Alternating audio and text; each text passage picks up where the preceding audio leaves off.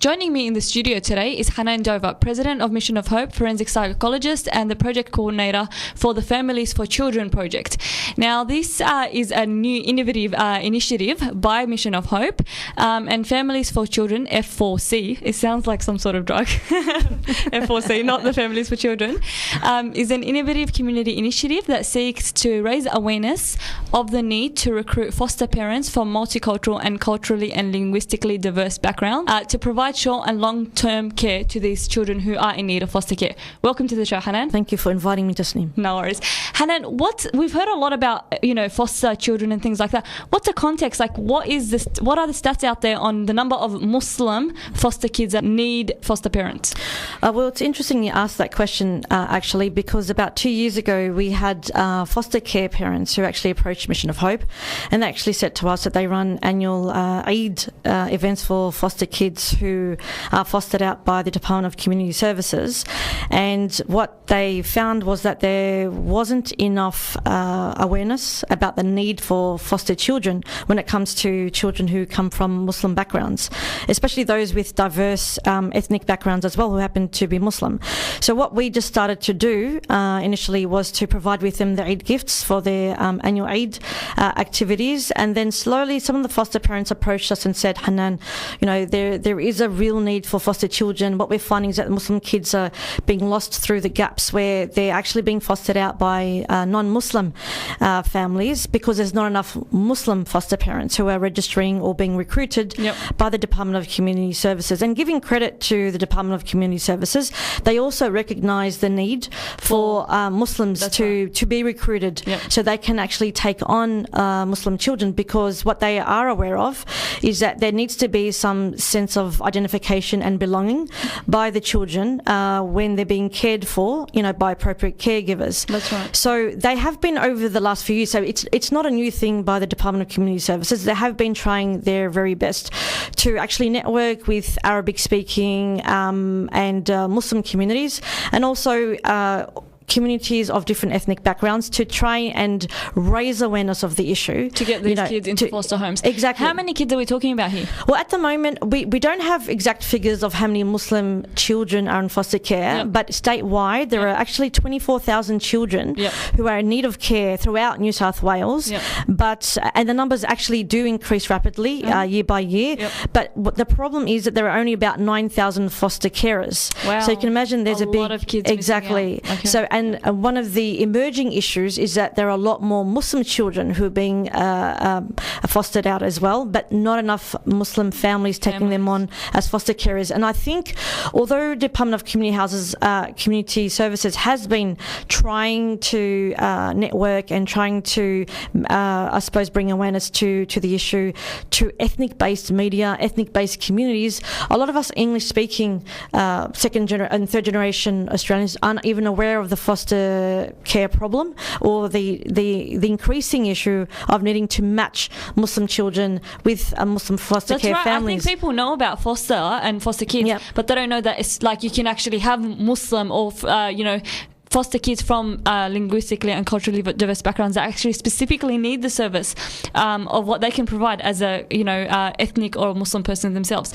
So Hanan, this project is it's a community initiative. So basically, you're trying to raise grassroots awareness and to recruit more foster parents to let them know about what's happening. Is that right? Is that the scope and parameters of the project? Yes. Well, initially, what we're trying to do, as in our initial phase, is to support the Department of Community Services in raising awareness about the need for foster carers who come from culturally and linguistically diverse communities, in essence, multicultural sort of families, so that the children can be appropriately matched. And I suppose over the last few decades, the Department of Community Services has recognised, like after the failure, I suppose, with the lost generation, the Indigenous children, that they need to be able to match the children, to cater to their needs, and they are now trying to do this quite successfully in terms of their own policies and procedures and assessments, in understanding what the needs of the children are. However, it's not being met by the numbers of recruitment or the numbers of foster carers that are available. So they're trying, but there's not enough people to actually cater for what they're trying for. People aren't responding. And I think also the fact, especially with Muslims, Islam is a way of life, so it doesn't just penetrate like a belief kind of thing that you do, once a week on Sunday or whatever. Because it penetrates all aspects of life. If a Muslim child comes from that, observant Islamic household and is taken into, a secular household or any other faith, it's actually a big shock for them. And they usually come from traumatized past and things like that. And you don't want that to actually exasperate due to, their foster arrangements. And I think it's important because, if you've seen some recent interviews or if you know children who have been fostered out who do come from Muslim backgrounds or any other ethnic background, you will, when you hear their story, it's actually quite disheartening because they do come from collectivistic sort of households, very communal, very social. Yes, they understand there have been difficulties in their families where, maybe their parents have needed to be supported, but what they find is that they become even more so or traumatized when they go to families that are not of their ethnic background or not of their religious background because they are alien to that culture. So the child is already in a state of trauma or state of confusion originally when they are removed from their parents' home, but then it's a bigger shock and more trauma when they have to be placed in a family where they can't identify with their practices, if there are any rituals, if there are, I suppose, not only if there are any rituals, but differences in routines as well in the house. So it's really important because of a lot of the ethnic communities have very strong cultural practices that the child doesn't feel that there's such a gap, when they're entering a new foster care family with that caters to their ethnic and language sort of similarity as well. So it's all about matching. At the end of the day, I suppose from a psychologist's perspective, it's very important for a child to have a strong attachment to their caregiver, whether it's their biological parents or foster care parents or coaches or teachers, but especially with caregiving, when they are residing with their foster parents, it's really important that there's a primary role. Yes, it's a primary caregiver role, and it's really important that the sensitivity is given, the care is given, because a strong attachment will actually lead to healthy adult functioning. If there's not a strong attachment identification between the parent and the child, then the adult functioning, as they develop and grow, a lot more confusion, a lot more isolation. Issues, that's right. Yeah, and they develop a lot more psychological issues as well. So what you're finding with the Muslim foster care parents at the moment, that when they are fostering children of Muslim backgrounds, that the kids much easier adapt to the lifestyle. They are happier. They can relate. Issues, They can speak the same language. They can practice the same rituals, and it's actually quite healthy as well. There's not for both parties, exactly. the foster parents as well as the foster children. Yes, that brings me to my next point, Hannah. I think a lot of people have heard about this, and especially with the marketing that you have been doing for this Families for Children project. So a lot of people are tossing up the idea. Okay, so just for more information for them, I just wanted to go through some questions with you. So what are usual motivations that you have come across? What motivates people to actually become a foster parent? And in your experience, the foster parents that you have met, what led them to make that decision to actually become a foster parent? Well, I suppose a lot of the Muslim foster parents, we understand from an Islamic perspective that it's very important to look after orphans, and sometimes we are led, just to believe that, giving monetary, like money to orphans overseas is sufficient. And it clears our conscience, we can just forget about it. Exactly. You go online, you do your PayPal or, your credit card transfer, and that's the end of the story. But as we go deeper into our deen and our religion, we understand that the best charity is actually time. It's not the monetary, it's not the money. So a lot of people are recognizing, hang on, these are orphans, and we know there's a hadith that says, any person that takes on an orphan or supports an orphan will be very close to the Rasul Sallam, in Jannah, in paradise, inshallah. So they're taking it to that next level where they're saying, hang on, these kids need our assistance. They don't have parents. We are going to be held responsible. And it's in Australia. It's not like, for example, Palestine or Syria. Exactly. It's in our backyard. Yes.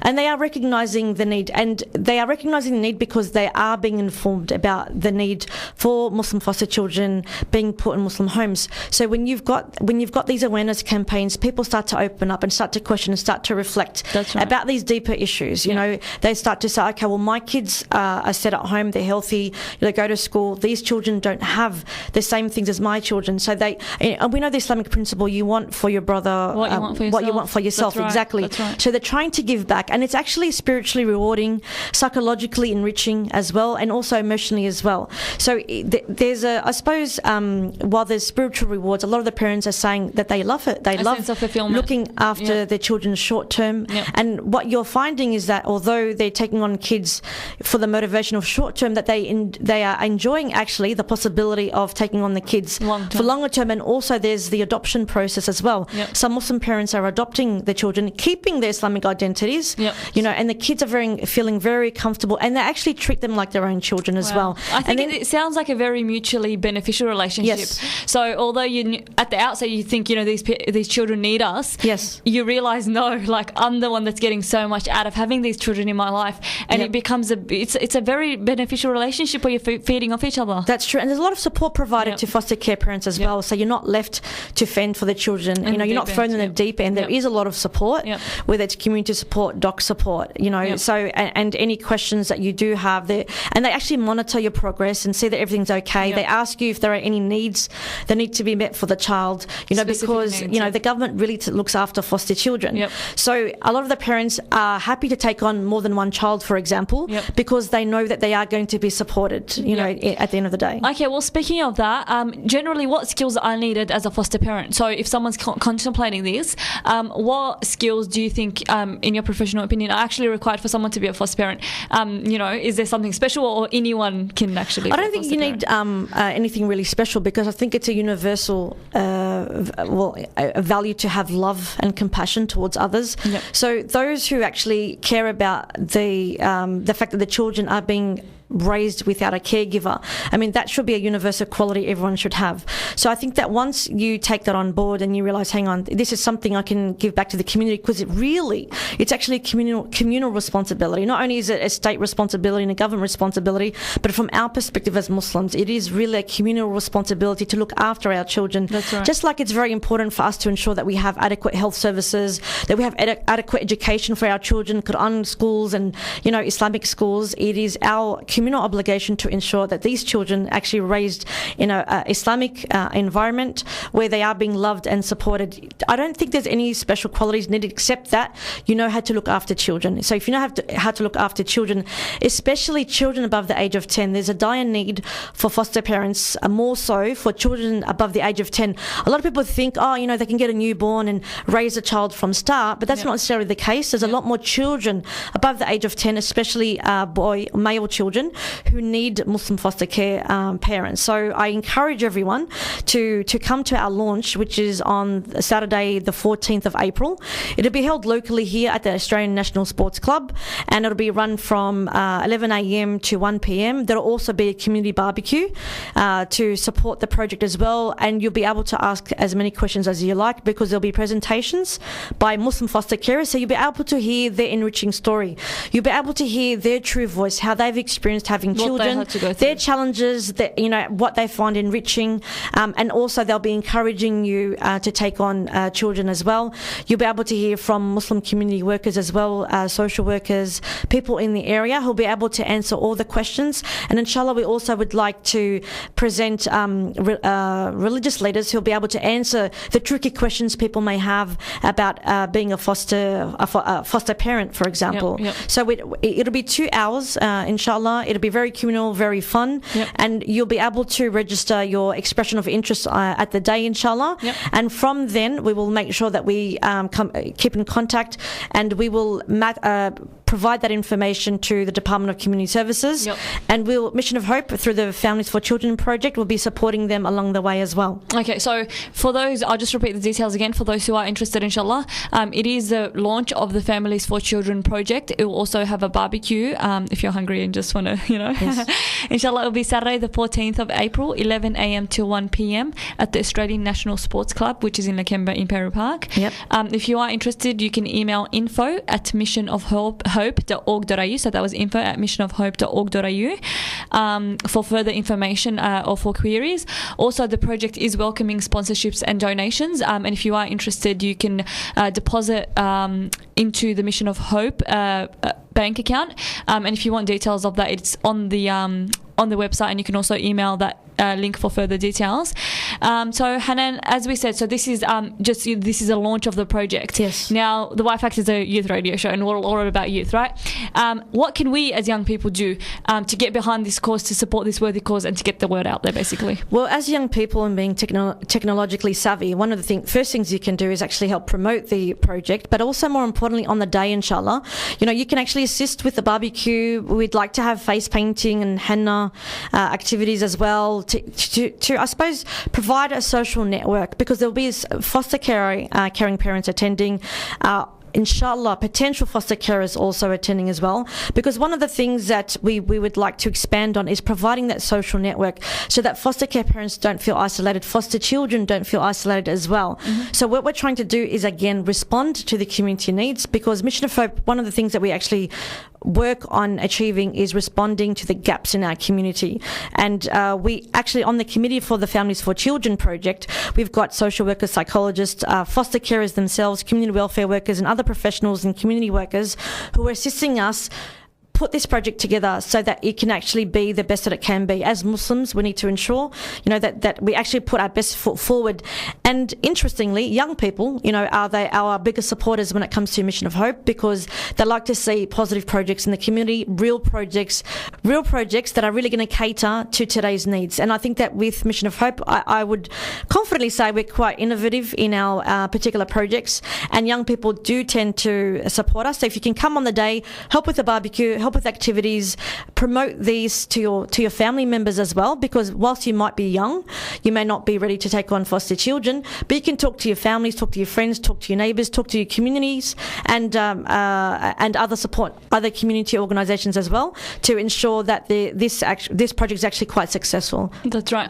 All right, Hanan, I think that was very informative. Thank you so much for joining us in the studio today. May Allah reward you, and I really hope that the project is a success. Jazakallah khairan. Thank you for having me. Wassalamu alaikum. Wa alaikum assalam. And just to repeat the details again, the launch will be at the Australian National Sports Club in Lakemba on the 14th of April, 11 a.m. to 1 p.m. For further information, you can visit the Mission of Hope website, or you can also email info@missionofhope.org.au. Stay tuned, listeners. We've got the rest of the episode to go. We'll go through the events for this week. You're listening to the Y Factor on 87.6 FM.